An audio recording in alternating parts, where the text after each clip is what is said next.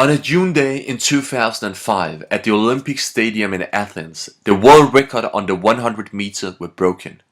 People were shocked, not because the world record had fallen, but more because it was a totally unknown man who smashed it. The guy's name was Asafa Powell, a 22-year-old Jamaican sprinter. Only 3 years earlier, Asafa Powell was just another Jamaican teenager wandering about in Kingston, Jamaica, trying to find a place to train. His best time for the 100 meter was far from impressive, and he was rejected by almost all colleges in Jamaica.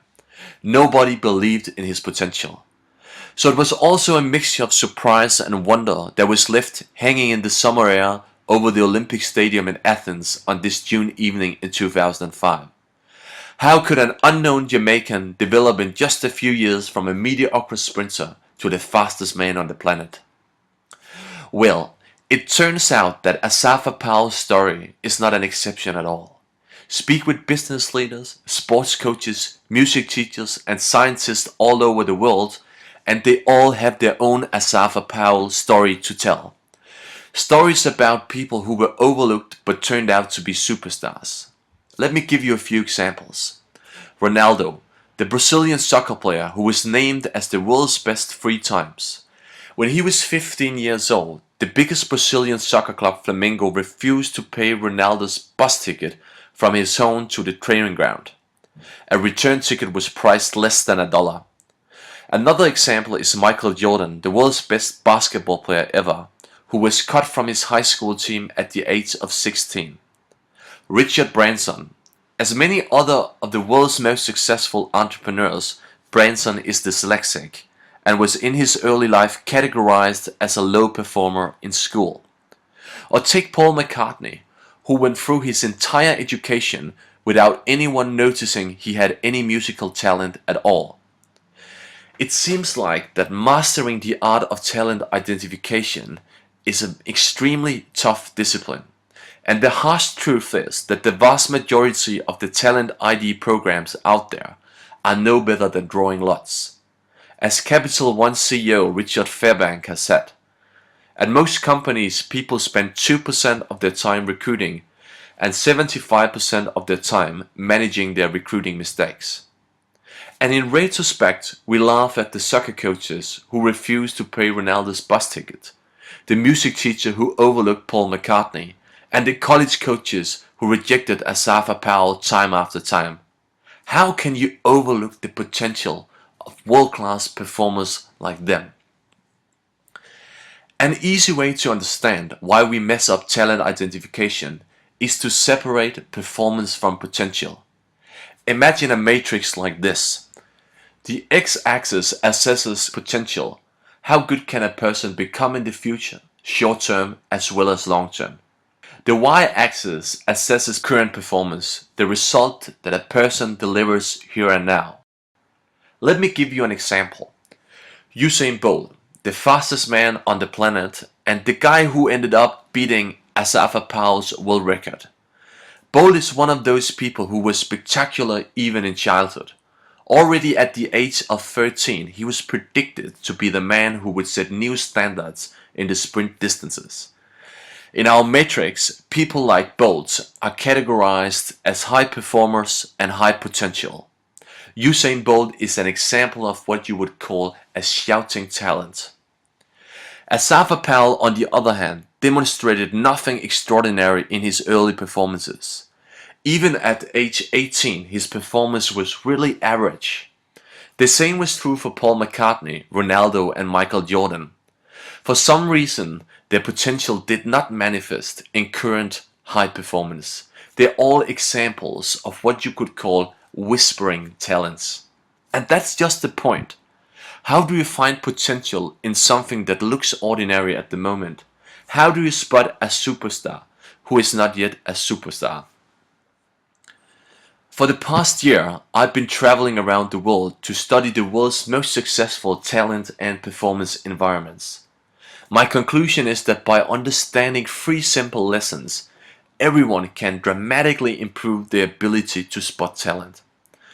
And the first lesson is to understand that great talent is not necessarily right talent. Take the NFL, the American Football League, which is known to be creme de la creme of talent identification science. Every year in April, the so-called NFL Scouting Combine is held in Indianapolis. It's a sort of a mini camp where NFL coaches and managers meet to assess North America's 300 best college players. They get them tested in every aspect of the game, how high they can jump, how much weight they can lift, how fast they can run, and so on. One of the most famous tests at the Scouting Combine is the Wonderlic Intelligence Test, which is used to test potential quarterbacks. To be a quarterback in the NFL, you have to possess well-developed cognitive skills and to be a quick, confident decision maker. And the idea is that how well you do in an intelligence test will give the managers a very accurate picture of your potential as a quarterback in the NFL. The problem is just that among the 7 players noted for the worst performances in the Wonderlic test in the history of the NFL Scouting Combine, we find 2 of the best quarterbacks ever, Terry Bradshaw and Dan Marino. In other words, a good performance in the Wonderlic test might indicate some kind of talent, but it's certainly not the talent you need to become a quarterback in NFL. It's not the right talent. And my point is that if you're not crystal clear on what are the critical competence driving success in a given job, you'll simply be looking for the wrong talent and you will cut off people who has real potential. The second lesson is to understand that what you see is not necessarily what you get. Let's say you have a 15-year-old sprinter running 10.2 on the 100 meter and another 15-year-old sprinter running 10.6. Who would you put your money on?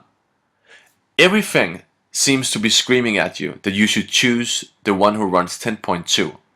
But if you're good, you will have enough experience to know that the guy who ran the distance in 10.6 may have an even greater potential. Imagine, for instance, that the 10.2 guy did have the best coaches in the country. He's coming from a very professional and qualified training environment. And on top of that, he is, despite of his young age, already fully physically developed.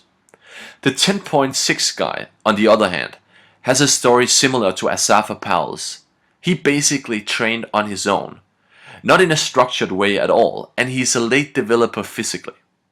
With that knowledge in mind, the 10.6 guy might be a much better bet than the 10.2 guy. Or put it in another way, a raw 10.6 could be better than a trained 10.2. My point is that if you're going to say something qualified about people's potential, you must understand that what you see is not necessarily what you get. It is not only the result that counts, it's the story behind it that counts. The same is true in business. Results can be affected by many external factors. Luck often plays a huge role. Market conditions, unique circumstances, pure randomness, bad or good bosses. Again, don't judge potential using numbers alone. Dig below the surface to learn how the numbers were achieved or what stood in the way of achieving them. If you do this, you will realize that someone that looks ordinary on the surface might be your next world-class performer. The third lesson is to understand that we should never, ever overrate certificates and never, ever underrate character. Last year I visited the world's without doubt most successful athletics club, the MVP Track and Field Club in Kingston, Jamaica. At the Beijing Olympics in 2008, MVP's 8 athletes brought home 9 medals. And before going to MVP, I had an image in my mind of a first-class speed college with room service and a spa section with laid-back reggae streaming out of the loudspeakers. But no, MVP Track and Field Club is nothing but a diesel-scorched grass field. No high-tech test equipment, no cutting-edge fitness center, not even an athletic tracks. Just a pile of cones, a stopwatch, some rusty old weights in a gym with no air conditioning.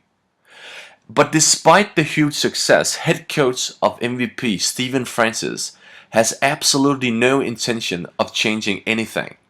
As he told me, A performance environment should not be designed for comfort, but for hard work.